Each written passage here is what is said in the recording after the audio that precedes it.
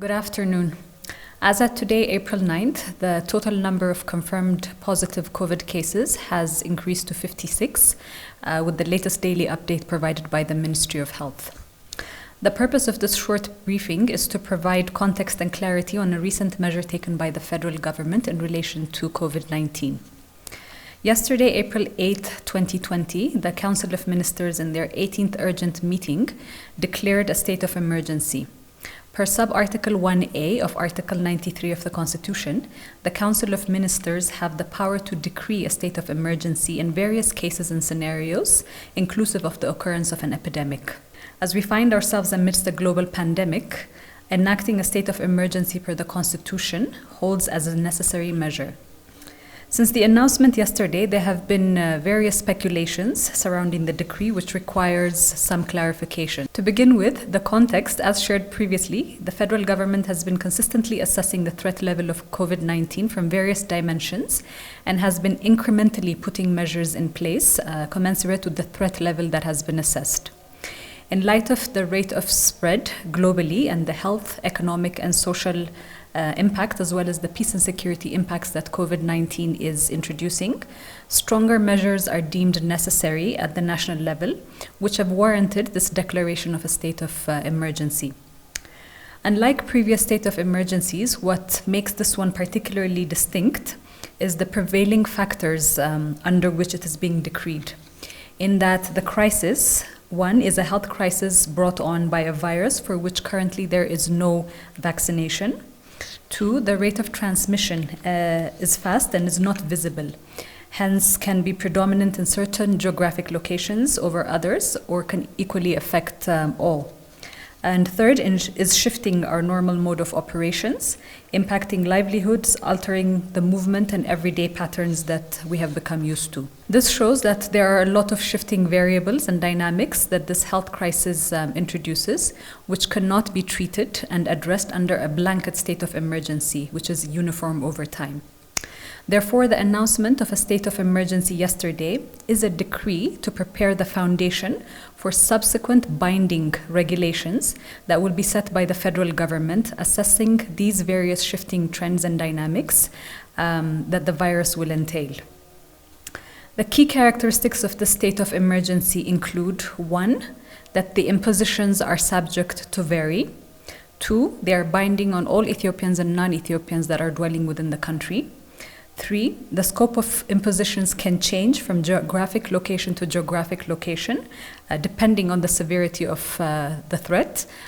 Four, the imposition can change over time, depending on the threat level assessments. And five, the impositions can contract and expand within the 5-month duration, again, depending on consistent threat level assessments that the federal government is undertaking. Many have asked as to why the state of emergency decreed yesterday may be vague, but this is in order to give the federal government flexibility to respond adequately and commensurate with the threat levels that are being assessed. In the next few days, the first set of specific regulations will be issued. They will come into effect and they will also be enforceable based on current threat assessment. With regards to queries in reference to the national applicability of the state of emergency, it's important to note that the federal government state of emergency is binding across the country. The Constitution does permit regions to decree their own region-specific state of emergencies on two conditions, the first one being natural disasters and the second one being epidemics. Nevertheless, in the event of any contradictions between the two, the federal state of emergency supersedes regional state of emergencies, unless the regulations decreed by regions reflect much more stricter measures in mitigating the virus, meaning the federal government state of emergencies may set the minimum standards for effectively responding in this kind of scenario. And if the regional state of emergencies have much more stricter measures, then that one will be enforceable within the regions.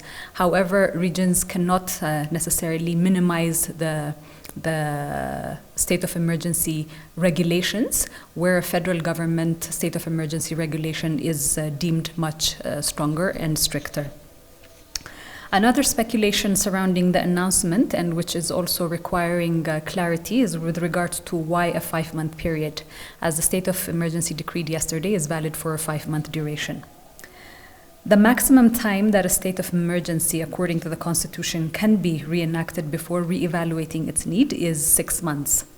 Considering that the current term of the House of People's Representatives comes to an end at the end of September, according to the Ethiopian calendar, a 5-month duration was necessary to give the House of People's Representatives at least 1 month to review reports and performance of the current state of emergency before any other decisions continue.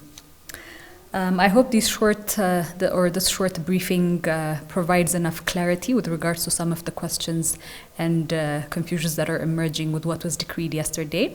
In the event of any further questions that do require more in-depth responses, we again encourage our press correspondence pool to be able to send in the questions, and we will integrate them in subsequent briefings. Thank you.